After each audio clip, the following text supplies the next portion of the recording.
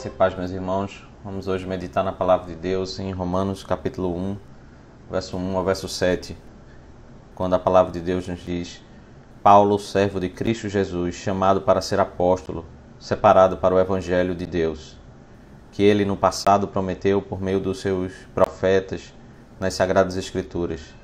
Este evangelho diz respeito a seu filho, o qual, segundo a carne, veio da descendência de Davi e foi designado Filho de Deus com poder, segundo o Espírito de Santidade, pela ressurreição dos mortos, a saber, Jesus Cristo, nosso Senhor.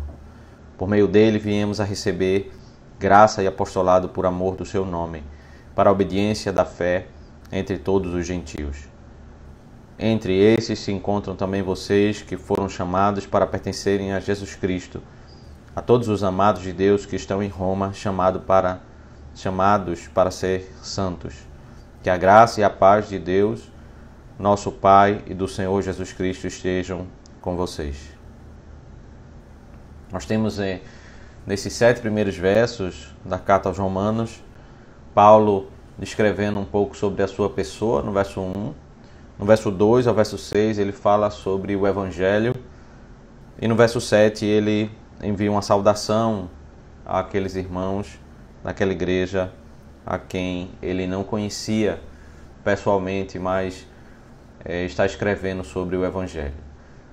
No final da carta ele vai mencionar o seu interesse, o seu desejo, que ele tem colocado em oração diante de Deus, de ir a essa igreja e conhecer esses irmãos e estar diante deles. Mas aqui, quando Paulo fala sobre a sua pessoa, ele se descreve como um servo de Cristo Jesus, chamado para ser apóstolo.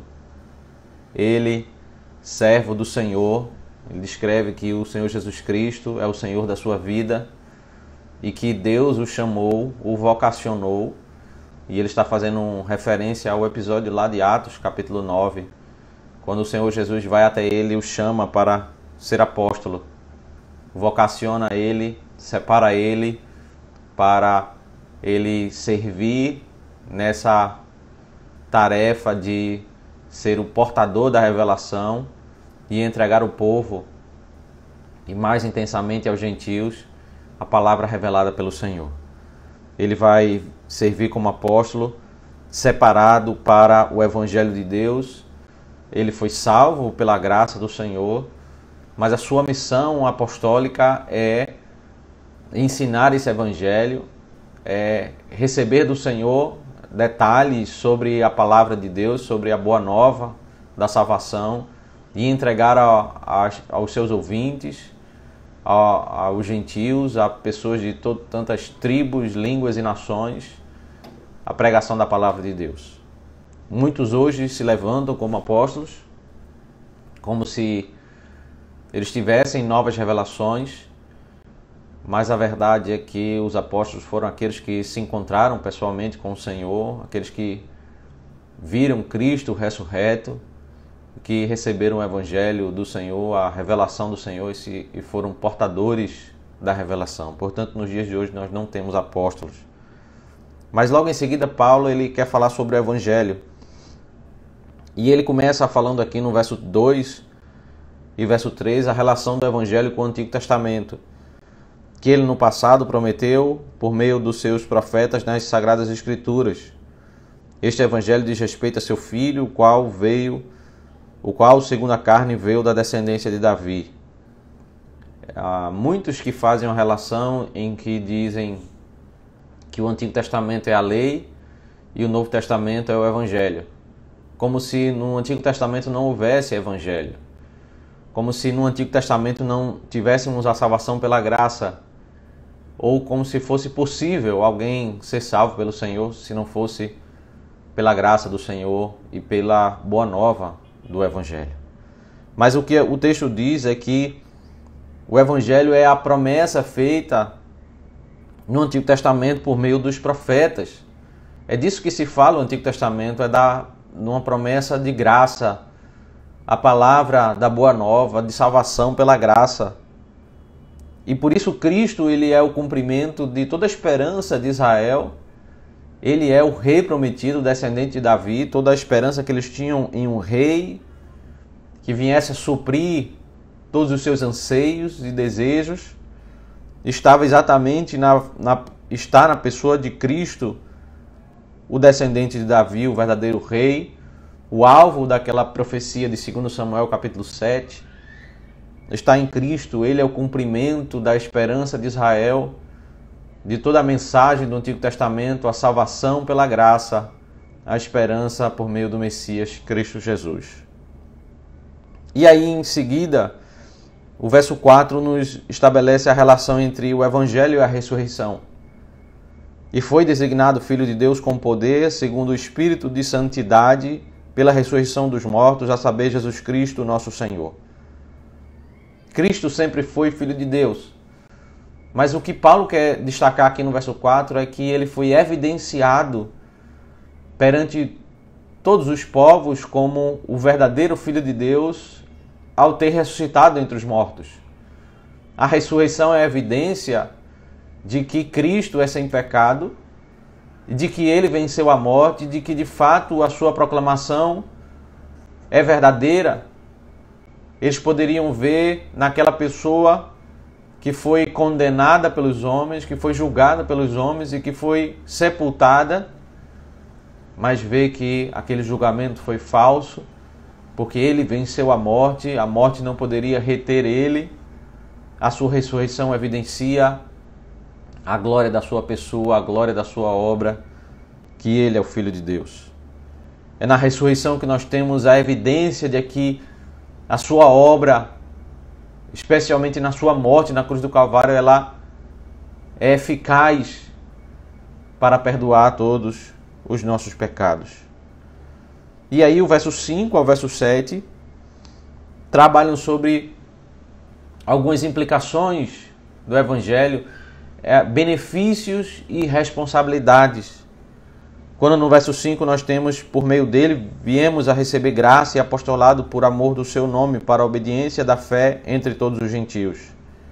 Paulo descreve o quanto ele foi beneficiado nessa vocação que o Senhor derramou sobre ele. Ele recebeu graça e recebeu o apostolado para ir aos gentios, para chamar os gentios, para responderem com fé ao Senhor, para servirem ao Senhor. Ele vê nessa vocação do Senhor essas duas coisas, o benefício e a responsabilidade. O fato de Deus nos salvar, meus irmãos, é a graça do Senhor, é o grande benefício para as nossas vidas. E ainda pela bondade do Senhor, o Senhor derrama sobre nós vocações, o Senhor nos dá a responsabilidade e o privilégio de servirmos o seu nome, de nos colocarmos diante de nós tarefas que o Senhor não precisa de nós. O Senhor poderia simplesmente decretar e todas as coisas seriam feitas, mas pelo privilégio que nós temos, pela graça do Senhor e misericórdia, o Senhor nos ajuda a servirmos a Ele, para a glória dEle, para honrarmos o seu nome, para sermos agraciados com tarefas. E é assim que Paulo ele vê a vocação apostólica, ele vê o privilégio de poder servir ao Senhor nesta tarefa de honrar o seu nome. O verso 6 ele diz: entre esses se encontram também vocês que foram chamados para pertencerem a Jesus Cristo. Aquela igreja de Roma fazia parte desse grupo de gentios a quem Paulo foi designado para ensinar. Paulo está dizendo: vocês fazem parte desse grupo a quem eu tenho que ensinar, a quem eu tenho que revelar, entregar essa revelação dada pelo Senhor, detalhes sobre o Evangelho, detalhes sobre a riqueza da glória de Deus. Paulo está se dirigindo a esses irmãos e por isso ele diz: a todos os amados de Deus que estão em Roma, chamados para ser santos. Todos nós, meus irmãos, que somos alvos do amor de Deus, da graça de Deus, pelo ensino do Evangelho, nós podemos dizer que nós somos amados de Deus, assim como essa igreja de Roma. Também nós podemos dizer que nós somos chamados para ser santos. Veja como essas duas coisas elas caminham lado a lado. O amor de Deus, porque nós somos salvos, e a responsabilidade, o propósito da nossa salvação, que é vivermos uma vida de santidade para a glória do seu santo nome. Nós somos salvos pela graça, pelo amor de Deus, com o propósito de sermos santos, separados para Ele, para vivermos para a sua honra e para a sua glória. E só assim, essa bênção, essa saudação que é uma bênção para a igreja também recai sobre nós. Que a graça e a paz de Deus, nosso Pai, e do Senhor Jesus Cristo estejam com vocês. Porque nós somos amados de Deus, porque nós somos chamados para sermos santos. Quando nós vivemos em harmonia com esse propósito de nossas vidas, nós usufruímos dessa graça e dessa paz, da comunhão com Deus, a graça e a paz da parte do Pai, da parte do Filho, sobre nossas vidas. Nós andamos em alegria na presença do nosso Deus. Que o Senhor nos faça entender o valor do Evangelho e andarmos na sua presença para usufruirmos da sua comunhão e termos paz com o Senhor. Que o Senhor Deus nos abençoe. Oremos. Te damos graças, Senhor, pela tua santa palavra, pelo valor e riqueza do Evangelho, enraizado no Antigo Testamento, evidenciado, ó Deus, a glória de Cristo na ressurreição, para nós, ó Deus, sermos amados do Senhor e andarmos em paz na tua presença. Isso que nós te pedimos, ó Deus, que o Senhor seja conosco, nos abençoando. Isso nós oramos em nome de Cristo. Amém.